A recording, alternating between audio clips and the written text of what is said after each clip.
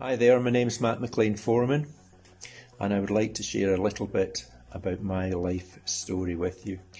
So I was born in Canada. My dad and mum had emigrated to Canada from Scotland, and my elder brother and I were both born out there in a place called Peterborough in Ontario.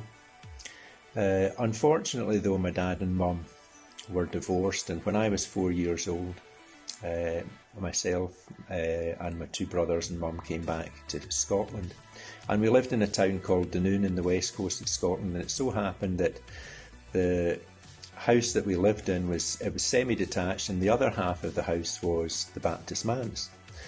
And I got to know the Baptist minister and his wife and family, and spent a bit of time in their house and went along to some of they had a youth group there. I went along to that. There was also an American naval base in the town, and a lot of American sailors went along there, and they had a big impact on me.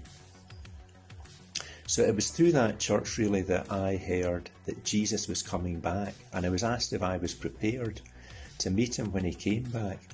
And I thought, I know I'm not prepared to meet him. I've not been living life in such a way that I'm prepared to meet him.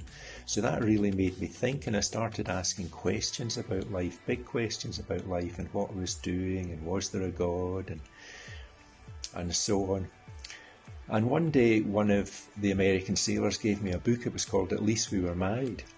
And it was about this guy who had fallen madly in love with this girl. They got married, but very sadly and tragically, on the first day of the honeymoon, there was a car crash and his wife was killed. And so the book was about how in the midst of his grief, God worked and in his life. And it really made me think. So it was about 2 o'clock in the morning when I finished that book, and I prayed and I said, Lord, I don't know you that way, but I do believe that Jesus, you came and you lived and you died, and actually that you rose again. So would you come into my life and change me? So it was a simple prayer, but a prayer like that has a big impact in your life. So the next day, on the Sunday, I went along to church and I was telling people about how I'd asked Jesus to forgive me and come into my life. However, I was at a stage in school where lots of my friends were getting into things like parties and drugs and drink and various things. And I ended up running away from it. In fact, to run away from it, I went back over to Canada after I left school in America for a year, spent a year over there and got involved in some things that weren't very helpful. But I came back to Scotland at the end of it and went to Aberdeen University. And in Aberdeen University, I was surrounded by Christians.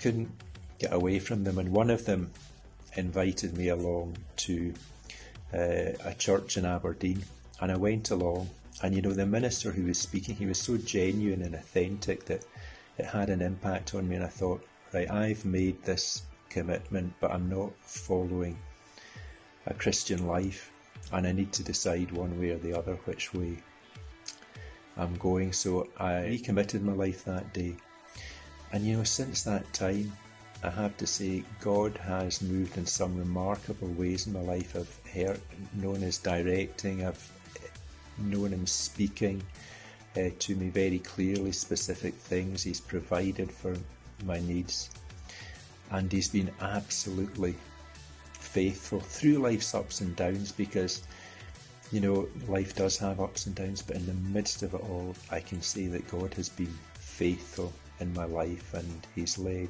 in wonderful ways. And so thanks for listening, folks. I hope you will be blessed and encouraged, and just take the steps that you need to make your life meaningful.